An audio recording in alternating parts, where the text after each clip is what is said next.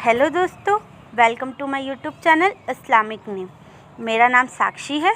दोस्तों, इस चैनल पे हम आपके नाम से रिलेटेड जानकारी देते हैं, जैसे आपके नाम का मतलब, लकी नंबर, लकी दिन, lucky colour, lucky stone, lucky metals. Subscribe button दबाकर चैनल को सब्सक्राइब करें और वीडियो को लाइक करें। तो आज इस वीडियो में हम बात करने वाले हैं तरियाक नाम के बारे में। तरियाक नाम लड़कियों के लिए इस्तेमाल किया जाता है। तरियाक नाम एक इस्लामिक नाम है और अरबी ज़ुबान से लिया गया है।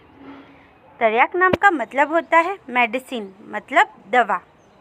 बात करें इनके लकी नंबर की, तो इनका लकी नंबर है 2, मतलब 2। बात करें इनके लकी दिन की, तो इनका लकी दिन है फ्राइडे एंड मंडे, मतलब शुक्रवार और सोमवार। और बात करें इनके लकी कलर की, तो इनका लकी कलर है ब्लू, ग्रीन एंड वाइट, मतलब नीला, हरा और सफ़ेद।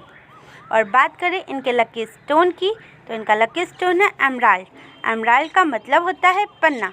पन्ना हरे रंग का काफ़ी सुंदर और चमकीला रत्न होता है।